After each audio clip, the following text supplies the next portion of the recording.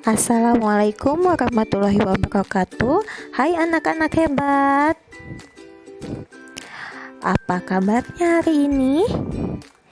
Ibu harapkan semua dalam keadaan sehat dan selalu dalam lindungan Allah Subhanahu wa ta'ala.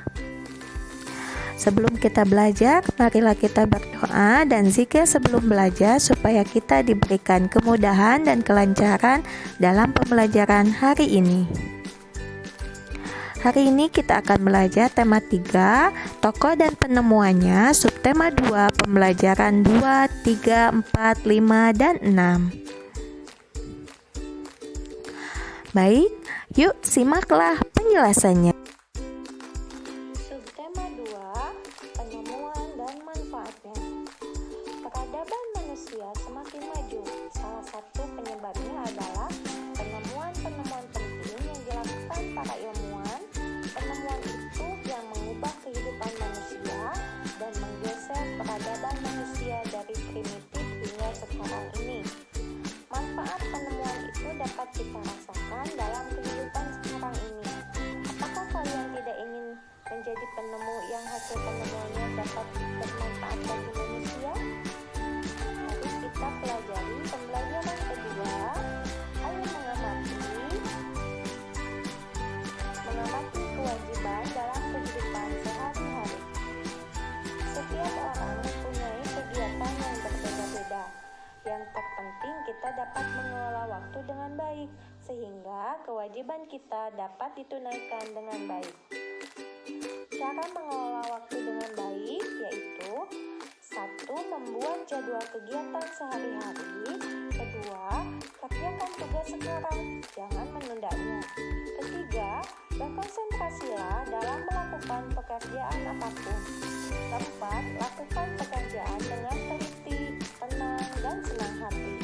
Yang kelima, bicarakan rencana kita kepada orang tua atau teman agar mereka dapat membantu kita saat kita mengalami kesulitan. Nah, untuk tugasnya yaitu halaman 63, menuliskan jadwal sehari-hari dan cara mengatur jadwalnya.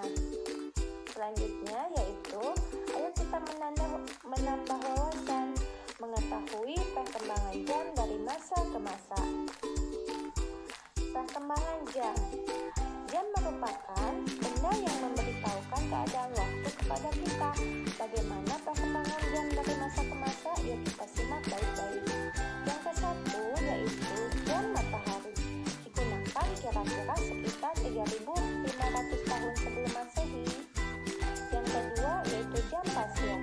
Diciptakan di Alexandria sekitar pertengahan abad ke-3 atau diperkirakan muncul pada tahun 1338 berdasarkan lukisan Allegory of Good Companion dari Ambrogio Lorenzetti. Yang ketiga yaitu ada jam air diciptakan oleh Al-Jazari. Keempat ada jam analog dan kelima ada jam digital. Kemudian tugasnya yaitu kalian menuliskan manfaat jam tangan, jam dinding, dan jam sukat ada di halaman 65. Selanjutnya yaitu ke pembelajaran ketiga. Ayo mencari informasi tentang penemuan lampu lalu lintas. Sebelumnya ada di halaman 67, kalian mencari informasi tentang rambu-rambu lalu lintas yang ada pada gambar berikut. Ya, kalian cari di internet atau di buku tentang rambu-rambu lalu lintas yang ada di gambar tersebut. Dituliskan di buku tulis atau bisa langsung di buku tematik kalian. Selanjutnya kita bacalah teks tentang asal-usul lampu lalu lintas. Kemudian carilah informasi penting pada setiap paragraf. Nanti ada di halaman 69 ya. Setelah kalian membacakan teks asal-usul lalu lintas. Selanjutnya ke pembelajaran keempat yaitu ayo mengamati pelaksanaan kewajiban kehidupan sehari-hari. Tuliskan kewajibanmu sebagai anggota keluarga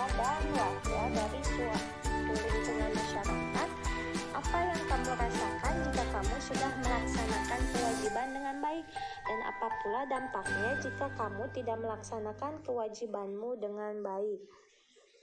Nah, kalian bisa melengkapi tabel 2.2 pelaksanaan kewajiban ada di halaman 75. Ya, kemudian selanjutnya yaitu ayo membaca, mengidentifikasi kalimat efektif dari teks ilmiah. Nah, kalian buka kembali bacaan teks penemuan televisi, kalimat tidak efektif apa yang kalian temukan. Kemudian kalimat tidak efektif yang kita temukan adalah sebagai berikut, contohnya yaitu 1. Televisi adalah merupakan salah satu kebutuhan penting bagi umat manusia sekarang ini. Yang kedua, karena kesehatannya yang buruk, maka dia tidak dapat ikut dalam Perang Dunia I. Nah, yang dua kalimat ini merupakan kalimat tidak efektif. Ayo kita rubah menjadi kalimat efektif. Jika dirubah ke dalam kalimat efektif menjadi berikut ini. Ayo kita simak. Yang ke-1, televisi merupakan salah satu kebutuhan penting bagi umat manusia sekarang ini. Nah, kata apa yang dihilangkan? Yaitu kata adalah. Adalahnya dihilangkan karena merupakan pemborosan kata. Yang kedua, karena kesehatannya yang buruk, dia tidak dapat ikut dalam Perang Dunia I. Kata apa yang dihilangkan? Yaitu kata maka. Maka di sini merupakan arti yang ganda. Nah, kalian silakan lengkapi tugasnya, lengkapi halaman 76 mempelajari tentang kalimat efektif dan kalimat tidak efektif. Selanjutnya yaitu ke pembelajaran kelima. Ayo membaca, memahami perubahan sosial budaya akibat perkembangan ilmu pengetahuan dan teknologi.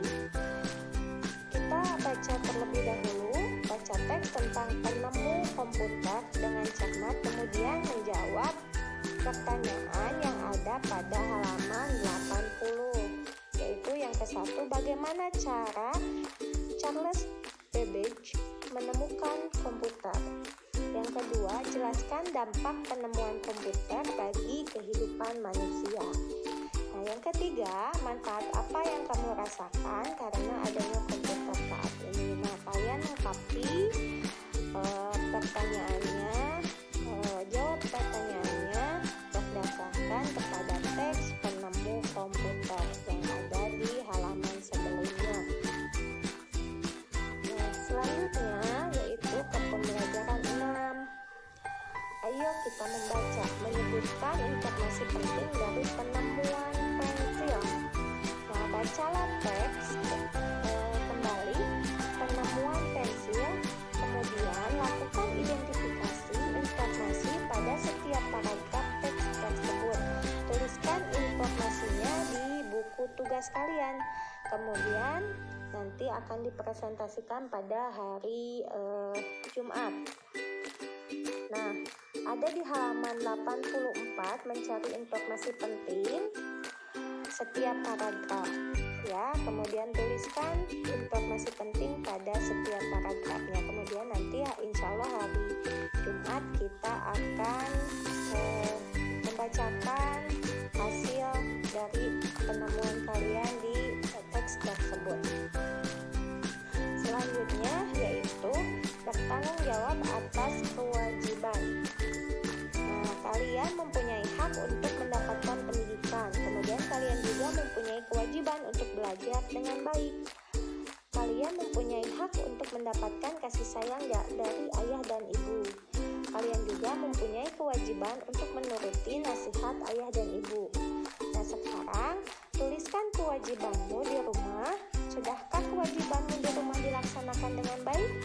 Nah, tuliskan kewajiban kalian apa saja yang kalian harus lakukan di rumah. Ingat ya, kewajiban itu hal yang harus kalian lakukan. Kemudian tulis juga contoh melaksanakan kewajiban di rumah dengan tanggung jawab. Contoh misalkan membantu orang tua. Contoh melaksanakan kewajibannya misalkan contohnya membantu ibu mencuci piring. Nah, selanjutnya ada juga tulis kewajiban kalian di sekolah dan juga contoh melaksanakan kewajiban di sekolah dengan tanggung jawab. Contohnya misalkan kewajibannya menjaga kebersihan lingkungan sekolah. Contoh melaksanakan kewajiban di sekolah dengan tanggung jawab yaitu membuang sampah pada tempatnya. Nah, baik anak-anak hebat, sekian untuk pembelajaran tematik hari ini. Tugas-tugasnya tolong dikerjakan.